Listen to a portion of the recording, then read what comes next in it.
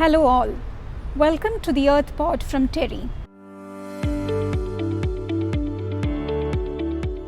In this episode of the Earth Pod, we discuss the upcoming COP27 at Sharm el-Sheikh and the desperate need for actionable takeaways to emerge from it.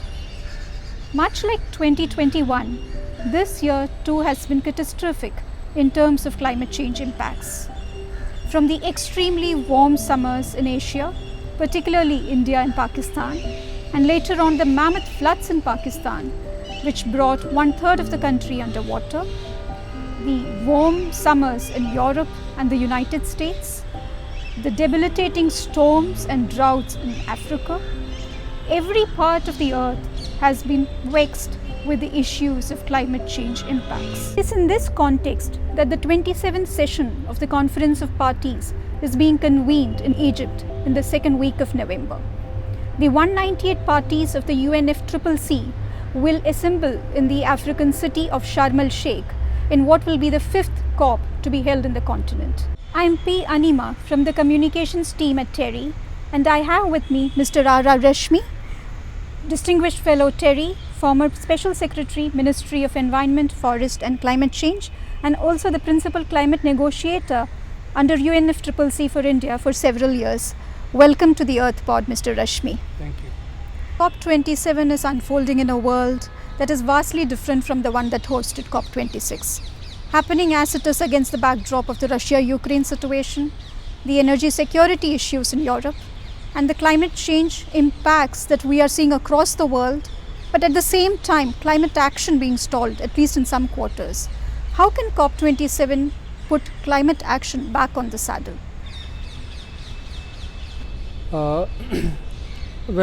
Thank you for this question. The Ukraine-Russia war has certainly changed the scenario very substantially. But to me it appears that it may not really affect the climate ambition adversely, certainly not in the long term. Temporarily it may upset the immediate plans of action of some countries. And I think that would affect the developed countries more. But as far as the developing countries which are actually facing the heat and facing the adverse impacts of climate change, their determination to adhere to the Paris targets or Paris ambition, I don't think that will be affected adversely at all. Okay. For a large number of developing countries, climate change is not simply a question of emission reduction or carbon emission reduction, but also a strategy of survival and adaptation and coping up with the adverse impacts. Right. So, in addition to being an issue of energy security, so those questions are dominant questions which remain irrespective of the Ukraine-Russia crisis. So it may change the terms on which the energy security issues will be handled. Okay. But in the long term and in the longer time frame, I think the challenge will be met adequately by the developing countries at least. I am quite sanguine about that. The developed countries are obviously going to go through a different kind of crisis, because they had not faced this challenge earlier, this kind of energy security issue. They will now have to similarly face this. So I think it should give them an opportunity to redouble their efforts to move towards cleaner sources of energy and rely more on non-fossil fuel energy. So to some extent I think the crisis may be a boon in disguise. Okay. Also, Mr. Rashmi, looking at how climate action is sort of stalled, especially when it comes to European countries in the face of the Russia-Ukraine scenario. Yes, the crisis has created a situation where the European countries are largely going to rely more on fossil fuels to be able to meet their energy needs. Yeah. So this in the short term, yes, is going to create a crisis. UK is already facing an economic crisis, so are many other countries. They are going back to coal, they are going back to nuclear energy. So this certainly is not a very good sign. Right. But I think that given the current the parameters which the Paris Agreement has set for everyone, they will be now under tremendous pressure to adhere to the ambition which they have expressed. Their ambition is expressed both in 2030 and 2040 and 2050 time frame. So they still have time. For 1 or 2 more years they may be under tremendous stress, but I think by the time this current phase of NDC ends, which is in 2030, I think they will be able to recoup this loss in terms of the gains which they had made earlier. Okay. And it is 6 years since the Paris Agreement came into force, and a year since that 1.5 degrees Celsius goal kind of barely is hanging on a thread in Glasgow, and it has been a year since that. So looking at it, how do you see the journey made by the world towards decarbonization at large, and how can COP26 take that conversation, 27 take that conversation forward? You know, the story of decarbonization is certainly rather depressing. The kind of expectation that we have from the developed world in terms of reduction of their carbon emissions and change in their energy systems, that has not happened at the pace at which it was desired. Only after so many years of struggle, the US Senate has finally now agreed to an Inflation Reduction Act, where they have agreed to reduce their emissions by 40% by 2030, which is still very, very far from what they should have done. Right. You know, for developed countries as a whole, we are supposed to reach 1990 levels of their emission by 2000, and it's now 2022. Yeah. On the other hand, the global emissions are still rising, and both in the developed and the developing world. Developing world has no excuse. I mean, one cannot put blame on them because they are a growing segment of the world economy. But the developed world has absolutely no excuse why they still keep growing their emissions. So this is certainly something which we need to be concerned about. And although they have all declared net zero emission targets by 2050, but that is an aspirational target, still far away in time. So we need to see some concrete actions here and now. So I hope the emphasis on coal phase down, which was the hallmark of Glasgow Pact, I hope they live up to that promise and start showing some results. Now, as you have rightly said, the crisis has actually undone the whole coal piece. So hopefully they will now become conscious of this reality, that they are the ones who have to actually demonstrate and take lead in reducing emissions, phasing out coal from their energy system, and show to the rest of the world that they can support the other developing economies in making transition. Right.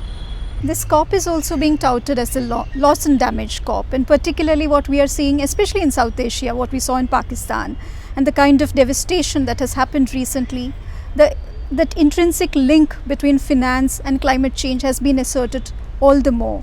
So do you think India could take a lead, and maybe the South Asian region could kind of push for the loss and damage cause further at COP27? Loss and damage is certainly going to dominate the discussions in Sharm el-Sheikh. But you know, loss and damage is an issue which is slightly ticklish and politically sensitive as well. Okay. Because so far we have been discussing the issues of mitigation and adaptation. Right. Now, loss and damage is a completely different ball game. Its character is very different. Here, one is trying to assess the losses because of the adverse impacts of climate change and trying to find ways and means of addressing them, either through some kind of a financial measure or through some kind of an climate resilience measure. So there are different approaches to this. That is why it has not always been easy to get a political consensus on this issue and the approach to handle loss and damages within the UNFCCC. Even G77 and China, of which India is a member, has practically remain divided on this. There are a large number of countries which have different sets of problems as far as loss and damage is concerned. India and China and Brazil and South Africa, they would be looking at this in a particular manner. But small island developing countries would look at it in a different manner. Oil producing states, which are also part of G77, they would look at it in a different manner. So the question is, in Sharm el-Sheikh, what kind of a common ideology we can formulate or framework we can evolve for loss and damage to be addressed. There are developed countries, as you know, who are clearly against any compensation facility. They don't want this to be termed as a payment liability, payment of liability. So at the best, what can be hoped for is that we should have an internationally cooperative framework in which we agree to create a financing window for meeting the loss and damages to a certain extent. Now, how exactly that financing window will be utilized or facility will be utilized is of course a matter of negotiation or a future evolution, but certainly a time has come when this facility needs to be multilaterally established and recognized as such, as a genuine and legitimate need of the developing world. To underscore the needs of building climate resilient infrastructure in the developing world, and now it is also evident that even the developed world needs to have climate resilient infrastructure in place, because they are also suffering similar damages.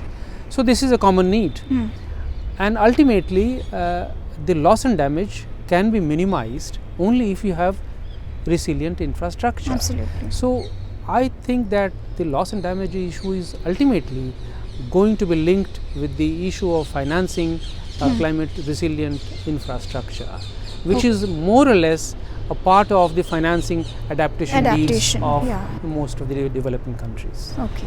Mr. Rashmi, it also brings in what has been a contentious issue since Copenhagen, climate finance between the developed and the developing countries. And it is also tagged with this continuous failure to kind of cater to the $100 million annually. And considering that so many COPs have passed discussing the issue of climate finance, what would you consider to be one positive takeaway from on the aspect of climate finance at COP27, or is it kind of time to kind of give up hope of any of that $100 million coming through? At Sharm el-Sheikh, I don't think we'll have a final decision on this issue. There is a 2 years work program which has been launched, so hopefully it will be closed sometime in Dubai.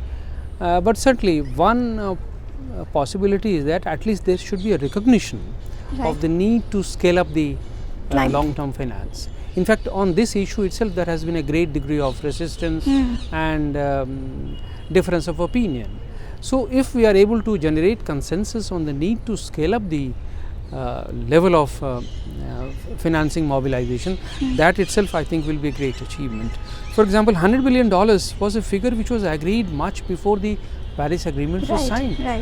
It was the Green Climate Fund was established sometime in Durban, formalized in Durban actually, although it was conceived in Copenhagen. But that a long time has passed, and they have admitted that they have not been able to mobilize even $100 billion.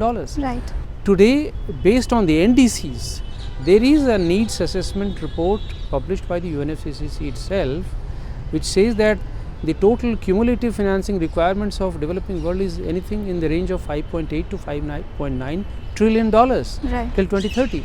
And our own Prime Minister has said 1 trillion at least a year. So obviously there is a range, and we should be able to agree on this enhanced scale of requirement, whether the number is 1 trillion or 5 trillion or somewhere in between, and how that finance should be raised are matters of detail, but they will be discussed later. But immediately I think the Sharm el-Sheikh, one of the important takeaways could be if we can agree on the enhanced scale of the resource. Okay, right. That brings us to the global goal of adaptation established at COP26. Again, how do you see that going forward, the adaptation finance part of it at COP27? Right. The global goal on adaptation has been agreed after a long time, just like a global goal on mitigation. Right. But it is not entirely about financing. In my view, adaptation can be about many things, and certainly financing is a very major component there. So Sharm el-Sheikh will naturally need to focus on adaptation financing. Right. There was a decision in Glasgow that adaptation finance will be doubled. So if they can agree agree in Sharm el-Sheikh that they will achieve a double scale of the adaptation finance will be doubled, and it will be a certain level, a certain number can be put to that ambition, and it will be achieved by such and such date, that itself will be a great achievement. Okay. But in addition to the financing the adaptation needs, I think global goal on adaptation should also discuss the approaches. What kind of approaches need to be followed, country driven approaches, locally led approaches, and what are the components of this adaptation framework. For example, early warning signals. Right. All the developing countries need to establish early warning signals. They need to have community led investment adaptation plans. The subnational entities need to be strengthened with resources. So what kind of investment framework do we visualize for them? So all this could be part of global goal on adaptation, and if they can prepare a targeted plan of action for achieving these goals, I think that would make it much more comprehensive. Okay. There is also a general skepticism about how effective a COP this is going to be, and COPs, I think among the general public also there is a kind of belief that it's more talk rather than action. So, looking at COP27, how positive are you about some actionable takeaways emerging from it? It's a difficult question. It depends on the issues actually which are at the forefront. I don't doubt the ability of the Egyptian leadership to come up with certain specific and tangible outcomes. But unfortunately, Sharm el-Sheikh, the work programs mostly are of continuing nature. Right. Whether it is long-term finance or whether it is global goal on adaptation, they will continue to be discussed, but final decisions will be reached later. But still, it is important that Egypt being in the lead and Egypt being a part of Africa, for the African constituency, I am sure the presidency will try to focus on the issues of adaptation finance, and some kind of a tangible outcome on that. And I think there will be some degree of sympathy for this, also because of the loss and damage issue, which is playing in the background, which is affecting all the countries across the globe. So I do see that adaptation and loss and damage will receive a greater priority, and Egyptian leadership will try to get some tangible outcome on this. Right. Okay. As a long-time climate negotiator, sir, like you have been taking part in COPs, I think since 2008. What are those some of the early negotiations now you have seen over a period of time at a stage of being implemented on the ground? No, lots of things have actually happened on the ground since I have started participating in this. Initially, the world was divided into Annex 1 and non-Annex 1. When we started this process with Bali Action Plan, but there has been a sea of change. Now all countries are universally committed to taking actions. India also has its own commitment. So this is a very fundamental transformation which has happened, that there is a universal agreement on taking binding commitment to implement certain actions. I must tell you that when I joined this entire process, we were vehemently opposed to this idea of the responsibility being transferred to the developing countries in terms of binding commitments. But the international dynamics being what it is, finally, major countries had to agree to become a part of this binding commitment, of course based on the principles of CBDR and differentiated responsibilities and national circumstances. So that continues to be the main foundation on which the actions are built, and a large number of positive actions have started appearing. This entire energy transition in India, for example, would not have happened if there was no political commitment to this goal. Ever since the Honorable Prime Minister took over, he has given it a further fillip. In 2012 or 13, the total gigawatt capacity of renewable energy power in our country was not more than 5 or 6 gigawatts. Today it is 105 gigawatts. Yeah. This quantum jump has taken place only because of the political commitment. Right. So I would say that the climate negotiations have certainly added a push to the energy transition efforts in many of the developing countries. It has also changed the character of the negotiations in a manner that the transparency of actions at the global level, which was not foreseen in the UNFCCC Mother Convention. Now it's a part of the agreed documents, and countries they are bound to now demonstrate that they are actually adhering to their commitments, and they have to prove that they have actually implemented. And there is a process of transparency at the global level. So all these are very important, significant changes which address the issue of competition, comparability of actions to a certain extent amongst the major economies, which was the initial reason why countries like US and Europeans were adamant that major economies like China and India and Brazil should also take major commitments. Yeah. So there has been a great deal of change. Okay. In Glasgow, like finally it came down to the facing down and the facing out dichotomy. But in your years as a climate negotiator, do you remember a time when you felt, okay, we were at the verge of something big, but then it fizzled out, or maybe there was no political will to kind of take it forward? Do you recall any of those instances, or if so, like, can you share anything that you remember from those negotiation years? Oh yes, I can cite two examples. One was on the issue of forestry. Something called reducing deforestation and in developing countries. It's called RED. Yes. And on the other hand, the developing countries like India were pleading for sustainable forestry management. So these are two different concepts. On the one hand, some countries where forests are actually getting depleted, they were asking for compensation for the loss of their forests. India was saying that we are not losing our forests, we are maintaining our forests, so we should be rewarded for this. And this divergence in the approach,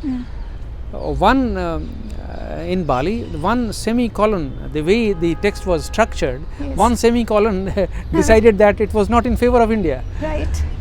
So it is very important how the texts are developed and finally agreed. So one has to be very extremely cautious and extremely up on its legs. So that was one instance, and the second was equity, the issue of equity. Equity was a very fundamental premise of our negotiations. Even it continues to be so, but now equity is a part of the committed process. We have taken commitments, but the commitments are based on equity and CBDR. And we had moved a proposal in Durban to ensure that equity, there is a framework for defining equity. Now, till today, that framework has not been defined. Because nobody is clear about how equity is to be defined, whether it should be in per capita terms or whether it should be in per capita income terms or HDI terms.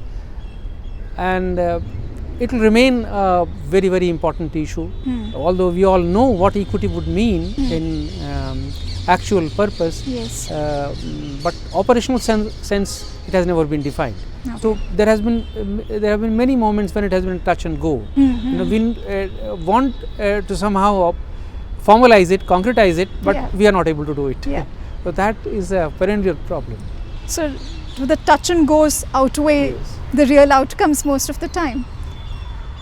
It always happens like that. So this is a part of negotiations, and negotiators know how to live with that. TERI has also been a part of COP for many years, and this year too the organization is the delegates are taking part in multiple discussions on climate action and adaptation. From an institutional perspective, what are you looking to kind of gain from COP27? Every COP is a learning process. Yes. We meet a large number of stakeholders in the COP. That is the advantage of a conference like this, that people from different walks of life, the science, academia, the practitioners, the policymakers, the governments, the non-governmental agencies, they all get together. Yes. And researchers, philanthropists. So one gets to meet them, and then they are all focused on one single issue. Right. Of course, they will have different agendas, different areas of action and expertise. So it's always advantageous for an institution like TERI, which is working in different fields, to touch base with those people, the researchers, the academia.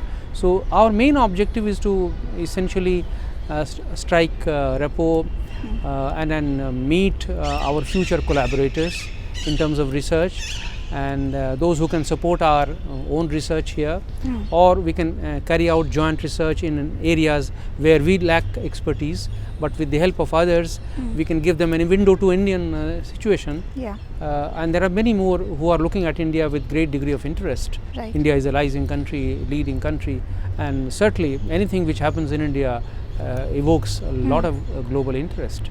So TERI is very well positioned to that. It's one of the leading, perhaps the largest environmental organization in the country. So it gives it an opportunity to present its views and also strike and identify new areas of collaboration with its partners. Right. So let's hope that COP27 has enough takeaways for all stakeholders, from the institutional, from the country, the regional level, and the world at large. Thank you, Mr. Rashmi. Thank you very much for taking time out.